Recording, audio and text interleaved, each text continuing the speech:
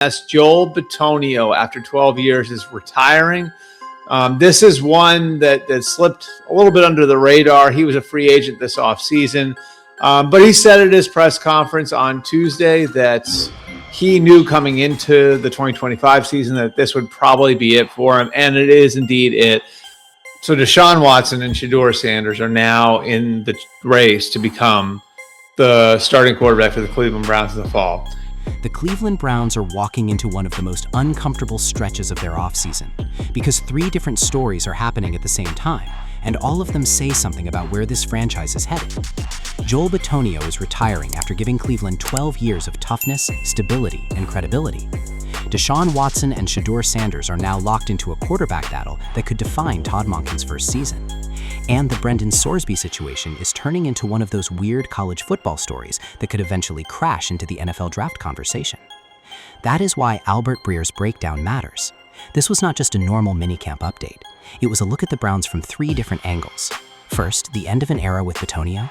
Second, the present-day pressure of Watson versus Sanders. Third, the future chaos of quarterback scouting if Sorsby's eligibility case keeps moving the way it is moving.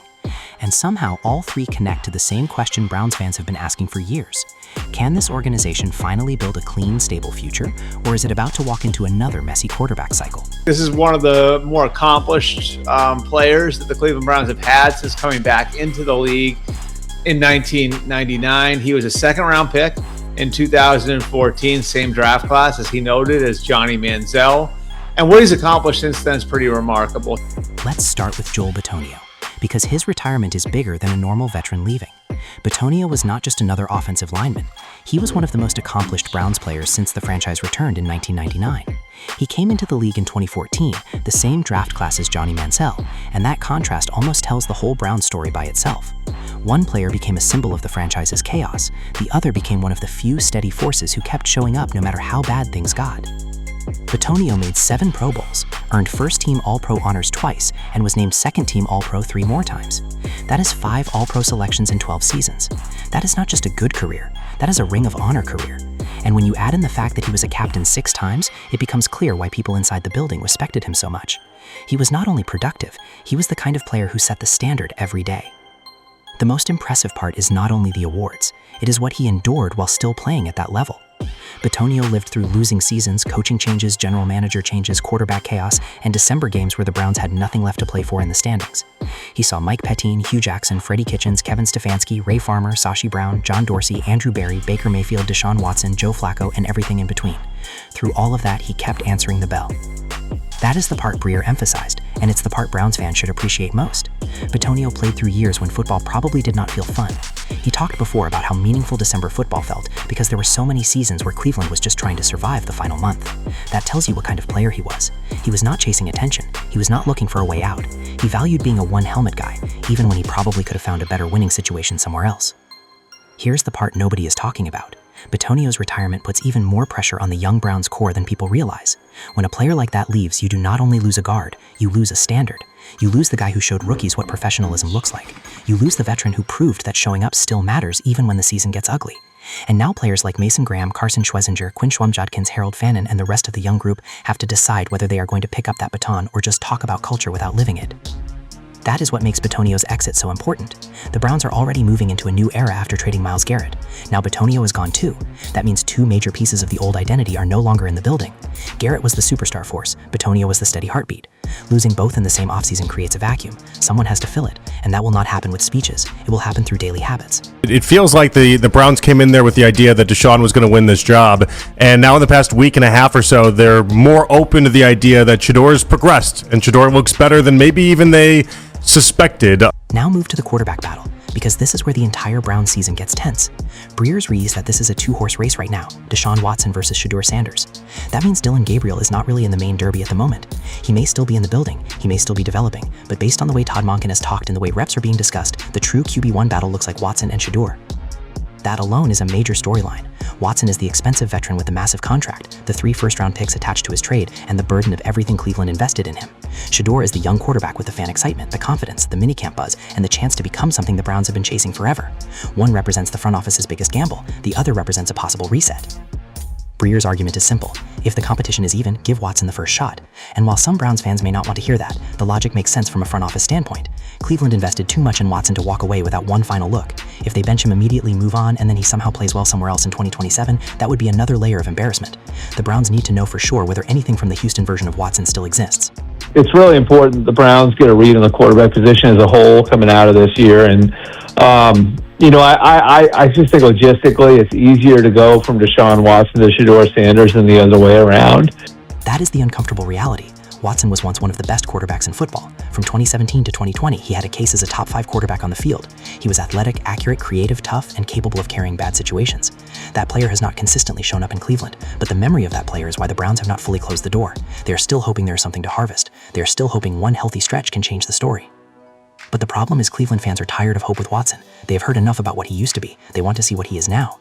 That is why Shedeur has so much momentum with the fan base. Shedeur feels like something new. He feels like a quarterback who has not already disappointed the city. He has shown flashes in minicamp, especially with timing, deep ball accuracy, and command.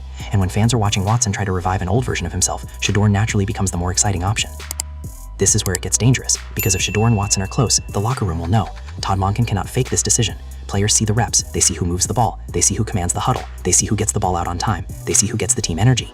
If Watson clearly wins the job, then fine, start him. But if Shedeur clearly wins it and the Browns still go with Watson because of the contract, that's how credibility gets damaged fast. I think, if there is still something there with Deshaun, and, that he has been doing the right things this offseason, then, you want to give him a shot and see what there is there before, you're likely to let him go after the year. Whereas with Shedeur, you get him under contract for another 2 years after this one. Yes, you want to see what you've got, but I think there's a little bit less urgency on it. That is why Breer made an important point. If one guy wins the job outright, you play the better player. That is how Monken builds trust. A new head coach cannot walk into the building and make a political quarterback decision before the first season even starts. The players have to believe the best player plays. If Watson earns it, he earns it. If Shedeur earns it, he earns it. The danger is pretending the competition is open if the decision has already been made behind the scenes. The practical path may be Watson early and Shedeur later. If Watson looks functional and the competition is tight, the Browns may start the season with the veteran. Then if the season slides toward 5 or 6 wins, they can turn to Shedeur and find out what they have before the 2027 offseason. That approach gives Watson his final chance and still allows Cleveland to evaluate Shedeur before making another huge quarterback decision. It is not exciting, but it is logical. But logic and Browns football do not always move together. The fan base is impatient because it has lived through too much. Every year there is another quarterback question. Baker Mayfield was supposed to be the answer. Then Watson was supposed to be the answer. Now Shedeur might be the answer. Dillon Gabriel is in the building but already feels like an outsider. And the Browns may still be looking ahead at future quarterback classes. That is why even a fair Watson-Shedeur competition feels loaded with years of frustration. The Todd Monken angle is important here. Breer pointed out that Monken has worked with all types of quarterbacks: David Garrard, Brandon Weeden, Nick Mullins, Jameis Winston, Ryan Fitzpatrick, Stetson Bennett, Lamar Jackson. That is a wide range of styles: pocket passers, mobile quarterbacks, gunslingers, rhythm players, veterans, college champions, MVP-level athletes. Monken's background suggests he can build an offense around different skill sets. That matters because Watson and Shedeur do not have to be identical for the offense to function. If Watson starts, Monken has to design around whatever version of Watson still exists. If Watson can move, use play action, extend plays, and attack the middle, the offense can have life. If Shedeur starts, Monken has to lean into timing, rhythm, quick processing, and selective deep shots. The point is that Monken cannot force one generic system onto every quarterback. His value is supposed to be flexibility. This season will test that. This is where young players usually make a mistake. They try to win the job through one perfect practice or one viral throw. Shedeur cannot do that. Gabriel cannot do that either. Even Watson cannot operate like every rep has to erase 3 years of disappointment. The way to win a quarterback job is through trust. Correct reads, clean mechanics, leadership, ball security, third down answers, red zone command, and consistency. The highlight throws get attention, but the boring plays win jobs. Now, the third piece of Breer's breakdown is Brendan Sorsby, and this is where things get weird. Sorsby's situation started as a college football eligibility issue, but it could turn into an NFL problem fast. A Texas court granted him emergency relief after the NCAA had revoked his eligibility tied to a gambling case. That means he can currently rejoin Texas Tech while the case plays out, even though the NCAA has appealed. And because the court timeline may not resolve before the season, he could play a full high-profile year before the case is settled. The details are serious. Sorsby admitted to placing around 40 bets on the Indian football team while he was part of that program. From a competitive standpoint, that is the cardinal sin of organized sports. This is the kind of issue that has defined gambling rules for decades. Pete Rose was banished from baseball for betting-related violations. Sports leagues can tolerate a lot of off-field mess, but betting on games involving your own team cuts directly into competitive integrity. That is why Breer treated the case as such a big deal. Now, this does not mean Sorsby cannot play football. It doesn't mean he lacks talent. In fact, if he plays well at Texas Tech, he could become a high draft pick. He has tools, size, and the kind of situation that could raise his stock quickly. But the controversy will follow him. NFL teams will have to evaluate not only the player, but the trust issue. Can they bring him into a locker room? Can they trust him around a league that now has major partnerships with gambling companies? Can they handle the optics? That is why this impacts the Browns indirectly. Cleveland is already going to be connected to future quarterback speculation. If Watson doesn't work, if Shedeur does not prove he is the guy, and if the Browns have extra draft capital from the Garrett trade, every quarterback prospect becomes relevant. Sorsby could be one of those names, but if his draft stock rises while this gambling story follows him, teams like the Browns will have to decide how much risk is too much. Breer also made a bigger point about college football becoming the Wild West. If courts can interfere with NCAA eligibility rules this way, then what rules are actually enforceable? Could a drafted player who hasn't signed go back to college? Could a college team sign a former NFL player? Could eligibility rules fall apart if there is no collectively bargained structure? These sound like extreme hypotheticals, but college football has been moving so fast that extreme hypotheticals sometimes become reality. That is why Breer raised the idea of unionization. If college football players had a union and negotiated rules, courts might be less willing to step in because it would become a labor matter. That could create more order in college football, which would help the NFL too. The NFL needs a clear pipeline. Teams need to know who is draft eligible, who can return to school, what rules apply, and whether a player's eligibility situation is stable. If college football becomes too chaotic, NFL scouting gets harder. For the Browns, that matters because they may be entering another quarterback evaluation cycle. They can't afford chaos. They need clarity. If Shedeur becomes the guy, great. If Watson somehow revives his career, great. But if neither happens, Cleveland will be looking at 2027 and beyond. The extra picks from the Garrett trade could become trade-up ammunition. The Browns may be watching prospects like Dante Moore, Arch Manning, Lenora Sellers, Darian Mensah, Sorsby, or whoever rises. The problem is, every year the quarterback market comes with more uncertainty. That is the link between all three stories. Bitonio represents what the Browns are losing: stability, loyalty, professionalism, and one helmet commitment. Watson versus Shedeur represents the present, a team trying to choose between one last chance for an expensive veteran and a possible new future.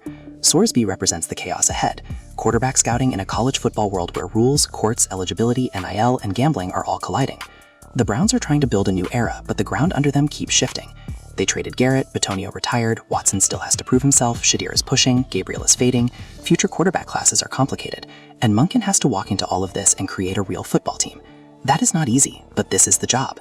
The legacy angle for Bitonio should be a warning to everyone else in the building. You can survive chaos and still become respected if you show up every day. Bitonio did that. He did not need the Browns to be perfect to be a professional. He did not need the standings to be pretty to play hard. He became a Cleveland standard because he kept answering. That is what the young Browns have to learn now. The legacy angle for Watson is different. This may be his last chance to prove the Browns were not completely wrong. If he fails again, the trade goes down as one of the most damaging moves in franchise history. If he somehow plays well, the conversation changes, but he has to actually show it. No more old Houston clips, no more theoretical upside. It has to happen in Cleveland. The legacy angle for Shedeur is just beginning. He's trying to become more than a fan favorite name. He's trying to become a real NFL quarterback. The opportunity is there, but the pressure is real. If he wins the job, he changes the Browns' future. If he struggles, the franchise may be looking again. That is the weight of the position in Cleveland. So Albert Breer's breakdown leaves Browns fans with a difficult but honest picture. Bitonio's career deserves respect because he was one of the few constants in a chaotic era. Watson probably gets the first look if the race is even, because the Browns need final confirmation on their investment. Shedeur has to keep pushing because he may be the future sooner than people expected. And the Sorsby situation is a reminder that the next quarterback solution may come from a college football world that is getting messier by the day. Now the debate is wide open. Should the Browns give Watson one final shot because of the investment and upside, or should they hand the future to Shedeur if he even comes close to winning the room? Did Bitonio's retirement mark the end of the last stable Browns era, or the start of a new group finally taking over? And with Sorsby's situation hanging over the future quarterback class, can Cleveland afford to wait for another draft answer, or do they need someone in the building to become the guy right now?